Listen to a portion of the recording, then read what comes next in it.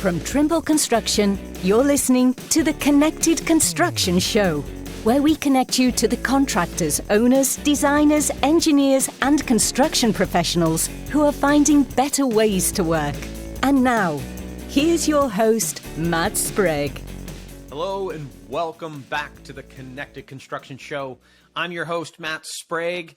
Thank you all for tuning back in, listening, watching, first-timers, returners. Very excited to have you all back. Shows we've had thus far have been absolutely fantastic, and this is going to be no different. I am excited to introduce Bhupinder Singh. So Bhupinder is the former Chief Product Officer at Bentley Systems.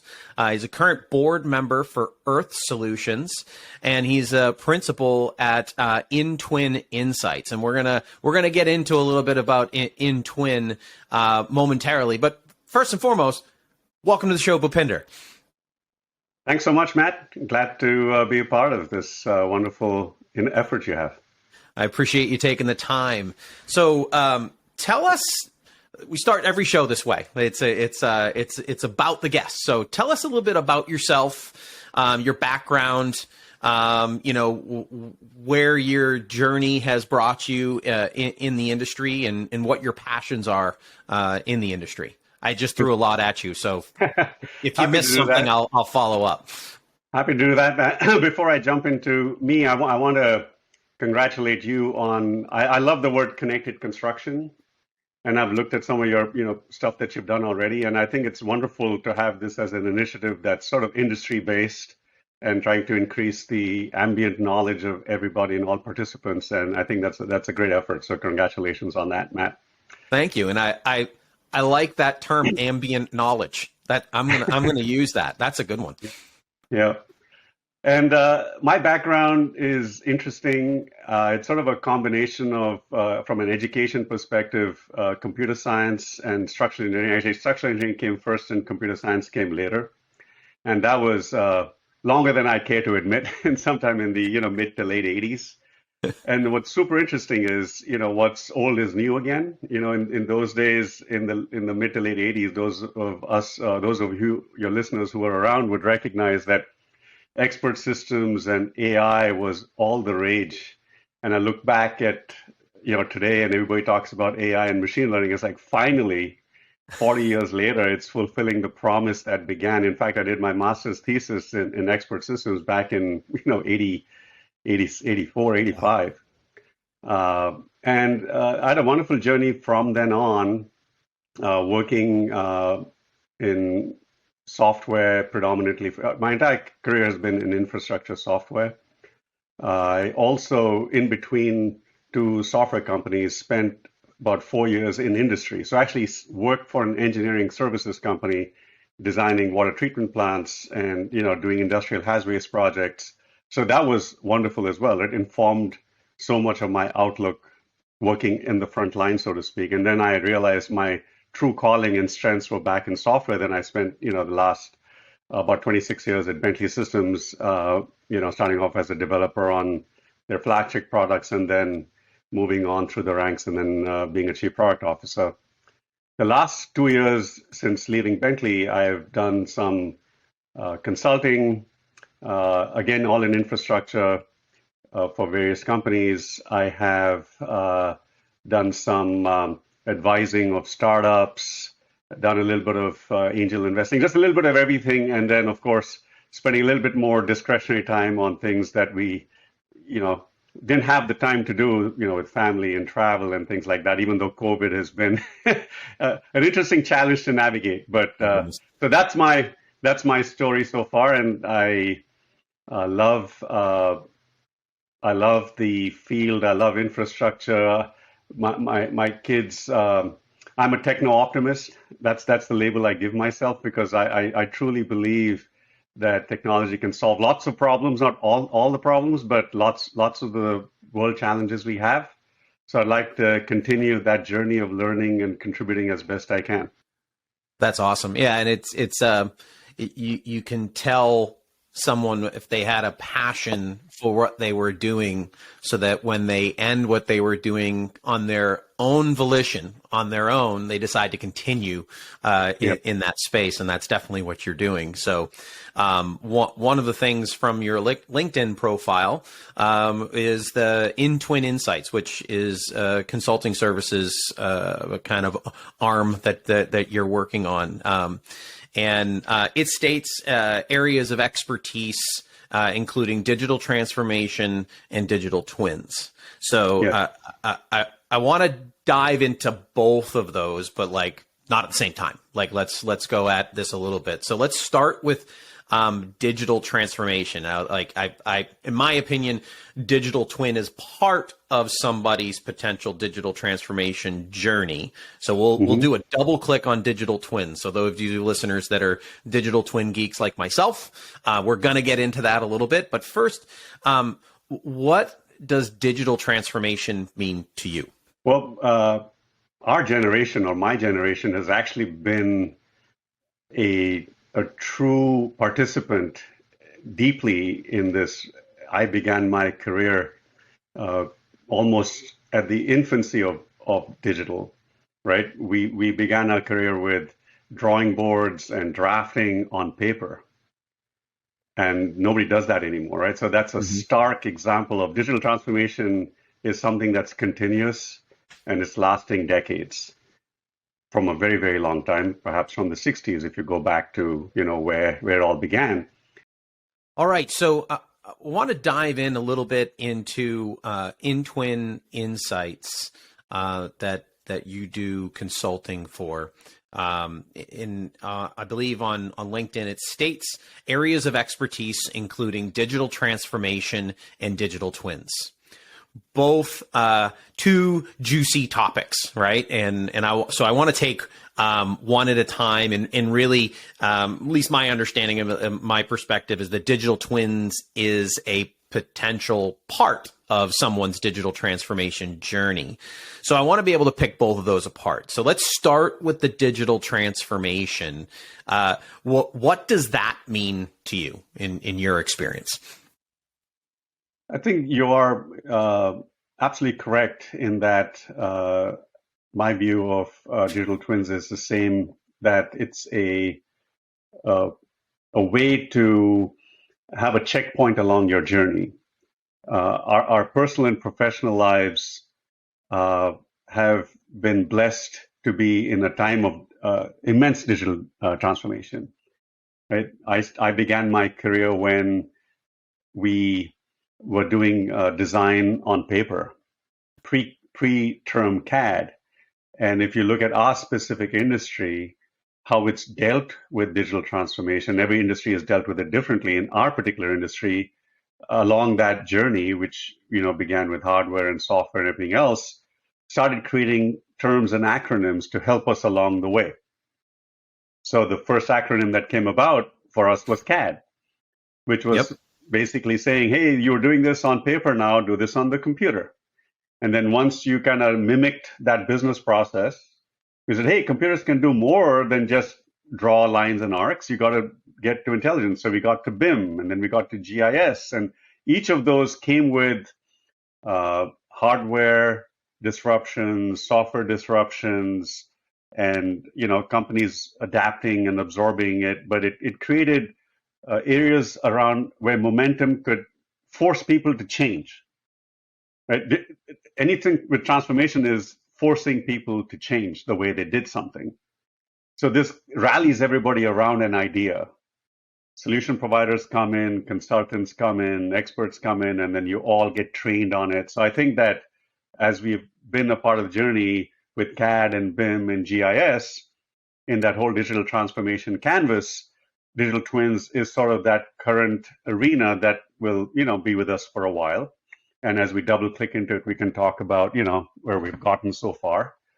And I think the other thought is, okay, this digital transformation canvas, how long is it going to last? It's certainly, if you really look back at it, it's been perhaps 50 or 60 years, really, right? Since the 50s and 60s, and it's going to last at least another couple of decades till we all get into the ultimate matrix. That's when we reach the end, is we're all a part of the matrix. That's my view. Upload our consciousness, and there we go. Exactly. Don't have to worry about physically building anything anymore. That's right. You think it, and it's there. It's like Inception, right? These multiverses in your brain. You're all plugged in and in some cocoon pod somewhere. I'm just not looking forward to the thing going in my brainstem. There you go. Yeah. So let's not go on that rabbit hole. Or maybe we should. I don't know. Maybe we'll let the listeners vote that one. We can come back and have you create a separate podcast for that, I think. Yeah. Yeah, the Matrix, the connected Matrix. Yes. We might have some copyright infringement there, but we'll tackle that one. So I'll try to get us back on the correct road here for a second. I feel like that there are different stakeholders. There's designers, owners, contractors that are each going through their own digital transformation, and some are more heavily on the software side, others more heavily on the hardware side, and then there's obviously the kind of the meeting between the two. So there's so many different things to consider. In your experiences in your consulting services, are you seeing like a digital transformation roadmap start to appear, or is it very different for every single organization? I think roadmaps are wonderful things and are needed. And as we look at all of the big disruptions that have happened, they usually come associated with a lot of uncertainty, right? You're changing the way things were done. And every industry, there are companies that latch onto it quickly, they're laggers, they're followers, and then the emergence of roadmaps gives everybody some way to move forward. And we all sort of need roadmaps in our life. So I do think there are roadmaps. I would be a little wary to assert that there can be a given roadmap for everybody in a given arena or field, because the starting conditions for every organization is different with their maturity levels. On the other hand, I do think there's certain, whether it's digital transformation in general or digital twins in particular, there are certain pillars that are worth understanding deeply because they're crucial to its success of that initiative. And therefore, once you understand them and strategies around them, you can build roadmaps that are unique to where your starting condition is. And I think the other point is starting with the end in mind, right? It's the why, right? The Simon Sinek. So you know why you're doing this, not because everybody says we need to be doing it. Every organization has a why, and if you don't have it, you're not going to succeed, right? Because if you're doing it just because everybody else is doing it, they say, hey, we got to roll out CAD because everybody else is doing it. Your outcomes are not going to be as successful as you spend the time and you can communicate internally the why so that people get on the bandwagon, because it comes with a lot of disruption, right? So starting with the why is super important. Having a roadmap is super important. And I think we can spend some time getting into what are the key pillars, either with twins or with the transformation, that really matter, Because one of the things, one of my ex, really smart bosses, ex-Bechtel guy, talked about, the thing that happens with digital transformation is you get a lot of digital landfills. You got digital landfills everywhere. Right, we've gone from physical landfills, rooms full of paper, right, yep, like blueprints and everything else, and you're looking for where that goddamn drawing is, yep, in a facility manager's closet, to disk drives and terabytes worth of digital landfills. That isn't really helpful, is it? So the landfills of usernames and passwords. Gosh, we all have that. So, and I think the other quick thing I'll mention is when I've observed through my consulting and advising is this Conway's law that organizations design and communicate solutions that reflect their own internal structures, right? So if an owner has a CapEx team and an OpEx team, their mindset's going to be around CapEx and OpEx, and the bridge between the two is where, productivity loss happens. Yep. So there's such a broad opportunity set for all of us here in terms of, we're certainly, to use a baseball metaphor, I love cricket, but still, we're in the early innings really of the value that we could be getting. Truly. Yeah. So it's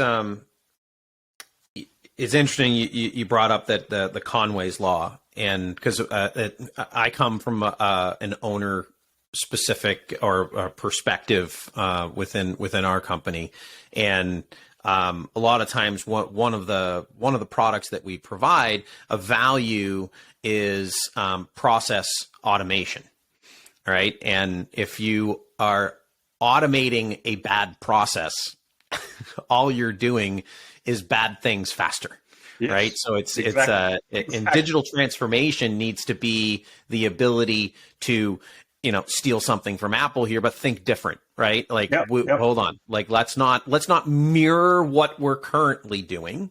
If we have a process that involves 15 different approvals that is just like patting people on the back to make them feel better, like maybe we should, maybe adjust that and figure out a way to then utilize technology to actually make a difference. It still involves the human having, like you said, the end in mind. And then, at Trimble, we have a process called 3-4-3. So we plan, 3 months, 4 quarters, 3 years. Mm-hmm. And we have a 3-year or even sometimes a 5-year goal in mind, but then you got to work back into increments to work towards that goal. So it sounds like for digital transformation, people need to understand the why, mm-hmm. Then the what and the how. I don't know if I got that right with Simon Sinek, or if it was the how exactly. And then what. It's the why, what, and how. And we all talk about the how first, and then the what, and we really never get to the why.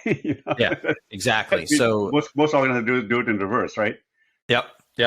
So do you have examples of organizations that either you've heard of or you've worked with that are executing well on some of this digital transformation? And you had mentioned the pillars, some things that people can think about, like you need these pillars in place for the 5 to 10 year goal to actually come into fruition. So let's dive into that a little bit. What are those pillars, and do you know of organizations that are executing on them well?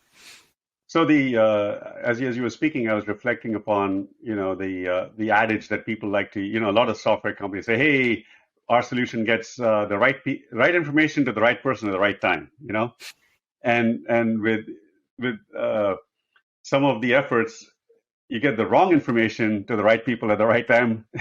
It's like all of a sudden, hang on, getting things faster without sort of checking the veracity or the validity of information is a bad idea, right? Yeah. So faster isn't necessarily always better from many fronts. And if I touch upon the pillars, so to speak, and sort of the whys, the pillars, I think everybody today understands the value of data, right? The digital landfill problem. And we are creating digital data.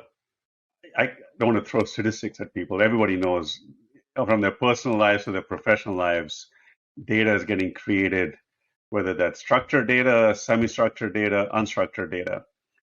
And having a data strategy is essential, right? It's one of the pillars. It's if not the pillar, it's one of the main pillars for an organization in the digital transformation journey to say, it's 10 p.m. Do you know where your data is? And what sort of strategies you need to deploy for you and your supply chain around structured data, semi-structured data, and unstructured data. There's a role for each of them, right? And there's costs associated with each of them. And then beyond that, we could spend a whole podcast on data, right? Data taxonomies, data openness, data sharing, data connectedness. And that's tends to be one of the key areas of consulting and awareness.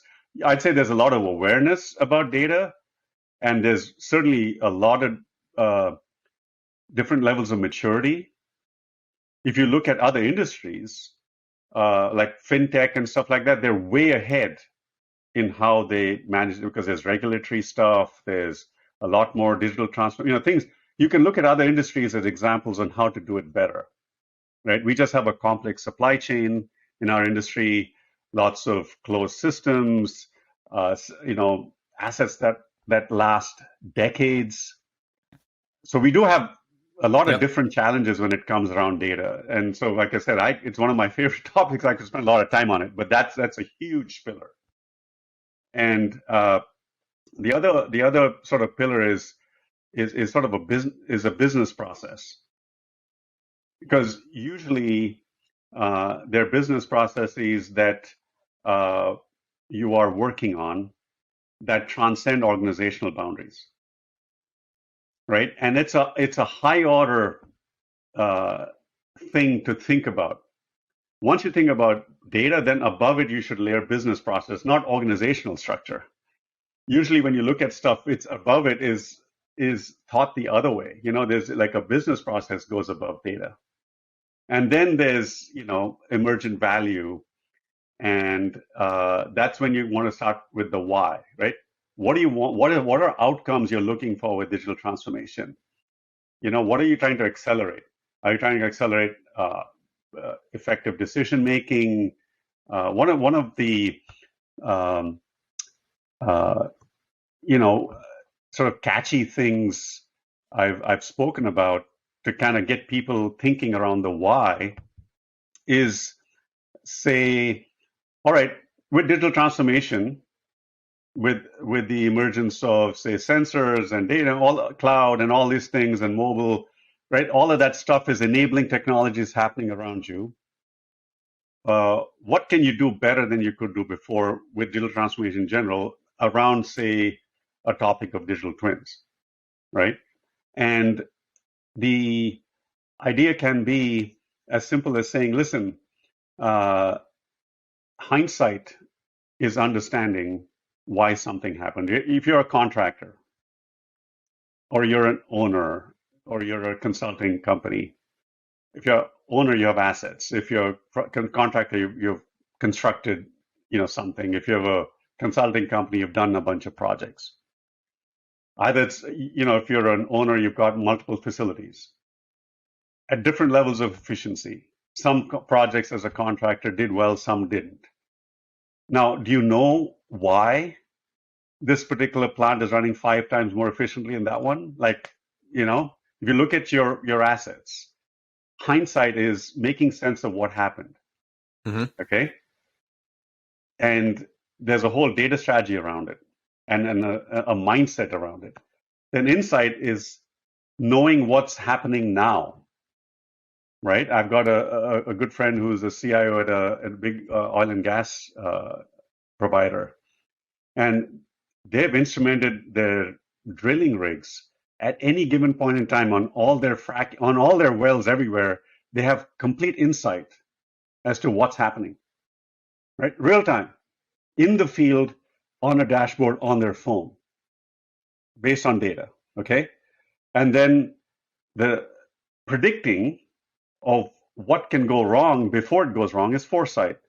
So a big why can be, hey, we need to go from hindsight to insight to foresight on our digital assets, with the digital transformation and digital twins. So here's an example of starting with the why, and then you build out roadmaps and look at your pillars and start with, and then the third pillar, which is super important and gets the least attention sometimes, is around people. Change, how do you roll out training programs, change management, agility from a people-centric point of view. That's always sort of doesn't happen, and that's where a lot of things fail, right? Because if I'm in an organization, I conflate my tool with my job and not the business process that's spanning multiple groups, right? I'm an OpEx guy, and that's all I care about is that versus, hey, what my real role is. Educating people as to that that's a softer element of things, but I probably doesn't have doesn't get as much airtime as it should. Yeah. I probably covered a lot of topics in that. No, one it does, right? And it fits well with like that whole people, process, technology in that order in terms of the importance of an organization. It's the same thing with digital transformation, right? It's the people, the process, and the technology. And so we alluded to this at the beginning of the episode, is that we're going to have an opportunity to double click down on digital twins, and you've given me the softball up there to kind of at that point there. So there was I noticed that you had a LinkedIn post 2 years ago that mentioned that you participated in a podcast a year ago from then. Yes. Digital twin opportunity for the industry has become even more real since then. So, okay, now we're 3 years since that podcast where digital twins were becoming a reality.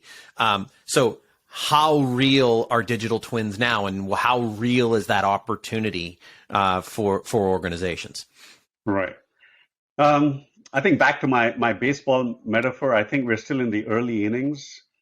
I do think that with any new technology or sort of acronym, you go through, the whole trough of disillusionment, right? There's a hype cycle around it, right? And everybody gets up, talks about it, and and then you're usually talking about it ahead of its time. Sometimes, quite often, if you're trying to, sell a solution, and once people really sort of dig into it, they realize it's much harder than it sounds. It sounds really exciting. I think one of the benefits of the term digital twin is it doesn't need explaining.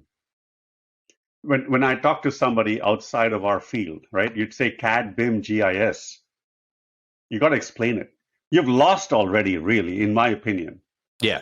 When you have to explain the term, whether it's ERP, CRM, CAD, BIM, GIS, it's sort of almost in the software industry space, hey, I want to define a 3-letter acronym and become the provider in that space because GIS equals CAD equals BIM equals, and then I've captured the market, right? It's almost like self-serving from a software vendor standpoint.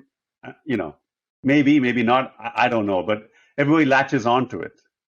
But to the outside, an outsider who's not in the know really doesn't get it, right? You got to explain it to them. Whereas you go to anybody you talk about digital twins, they understand intuitively what you mean, because we're sort of walking into that world on our personal lives. We're all walking into a world of digital twins. Yep. We're wearing the smartwatches, we're wearing, all sorts of instrumentation daily. I joke about a heart patient that, bites into a burger and gets a notification from their cardiologist saying, hey, what are you doing? Your blood sugar just spiked up, because you're going to be instrumented transmitting telemetry about your health to your people that you've opted into with privacy, that you want them to monitor what's going on with you, right? The predictive hindsight, insight, foresight thing. And there's no difference in terms of the assets that owners are managing or contractors are building. Exactly. So if you extract, that analogy that, something's going to tell you that it's in trouble, right? The bridge telling you. So the promise is immense. And I think where we are is still scratching the surface because of the challenges around data, because of organizational structures, where that's in the way of the real emergent value, because of the people, because of those being in the way, Now they're celebrating small victories, right? I think you have to give people the right, celebrate small wins along this journey, kind of thing, right? So I do think organizations have made progress. They haven't celebrated the wins enough sometimes, from what I've seen. Okay. And so therefore part of that engagement is also, hey, you take small steps back to your roadmap, the 4-3-4 steps or 3-4-3 step that you talked about. When you chunk it down into a 3-week or a 3-month project, have something deliverable. Yep. And celebrate the win. And I think that's and different. I've seen evidence at owners where all of a sudden today, your people in the field are getting proactively notified when something is going wrong. And I think your word connected construction, I think the other thing I'd like to point out is there's exponential value in connections, right? So when you have one data source and you add another data source and you connect the two, it's not linear in terms of the third and the fourth and the fifth data source. It's exponential of the value, emergent value you can get by connecting multiple data sources. It's the same in our professional lives. If you look at it, I've got one data source, which is my flights I'm going to catch, right? It's there. I have another data source that's traffic. And all of a sudden, Google knows I have a flight and it's traffic. You better go now because traffic's building up. Guess what? There's emergent value of connecting two completely disparate data sources. And you add the third and the fourth and the fifth. Yeah. I think that's and you got to give examples and use cases of stuff like that. And with every one of these, you're jumping across an organizational boundary. So the interorganizational friction becomes something to deal with, back to the people problem. Yeah, I like these examples because they're very, it's making me realize that, digital twins as a overarching concept, we're living it, right? Like that whole flight Google, Google traffic thing is brilliant, and we're living that right now, and it's very easily transposed onto a building project. It's just a matter of the owner deciding, like, this is what we want the outcome to be, like you said earlier. So Bhupinder, incredibly enough, like we could go, I think this conversation could probably go on for like another 2 hours, and I'm certain that listeners don't have that much time in their lives for it. So we're actually at our last question. And yeah, it goes by very quickly. There's so many more threads that I'd like to pull. So I might be asking you to come back for another show sometime so we can kind of dive into a bit more of these topics. But here's the final question we ask every single one of our guests. What's your motto? Or you don't necessarily have to have your own personal motto. What's a motto that you've heard that you think is really interesting in a lesson to live by? Got it. Well, I'll get to that, but could I just quickly, since I'm passionate about data, I just want to leave your listeners with one sort of big idea in terms of, if you're looking at data, I think there are 4 pillars to think about, right? Okay. The non-proprietary element of data is important, right? You need to think about it from an open standpoint. Trustworthiness. Think about how trustworthy the data is. Connectedness. The more you connect, the more value you're going to get. And timeliness. Right? Around those 4 pillars, you got to build a data strategy. So that's one of the key things I impress upon everyone these days, whether it's it transcends any kind of industry we deal with. So I feel bad if I don't leave your listeners with that one, but anyway, coming back to your final question, motto, in my younger days, I don't sort of aspire to that anymore. In my younger days, I think I was in college somewhere. I came across this big paragraph, which I remember I would sort of do a hackneyed job of it. It was something around the tunes of only by hurling yourself into the path of destruction can you truly discover what's indestructible about you. was something by Carl Fried von Durkheim or somebody, Okay. And I kind of translated that to mean you got to get out of your comfort zone, right? So every time I got comfortable, I got uncomfortable. So it was like one of those things that, as a personal motto, it became push yourself to keep learning and push yourself out of your comfort zone, and then you can truly, learn who you are, right? That was sort of a phrase that probably served me in good stead in my career, but I certainly don't aspire to that motto anymore. And so Yeah. I think today, if you looked at it, I'd say, hey, live a joyous life and recognize, back to your connected construction metaphor, we're all connected to each other. So I can't have a joyous life if I'm surrounded by suffering. Yeah. Yeah. So if I've got to live a joyous life, I've got to try and connect that joyous life. So anyway, that's sort of my current motto. I like that. I like both, really. And the previous one is it fits well into the discussion around an organization trying to find that digital transformation journey and whatnot. Be like, you got to kind of put yourself out there in the path of destruction in order to actually do it. You got to change the way things are going and try to figure out the better, smarter way of going about it. So that kind of makes this whole conversation come full circle. So that's right. Perfect. So Bhupinder Singh, again, former chief product officer at Bentley Systems, now data evangelist in the industry. Thank you so much for joining us today. Hey, it's been a privilege, Matt, and thank you so much for what you do. Awesome. Thank you so much. And to all of our listeners, all of our viewers, thank you so much. And until next time, everybody, stay connected. Thank you for joining us for this episode of the Connected Construction Show. For more information, visit us at connectedconstructionshow.com.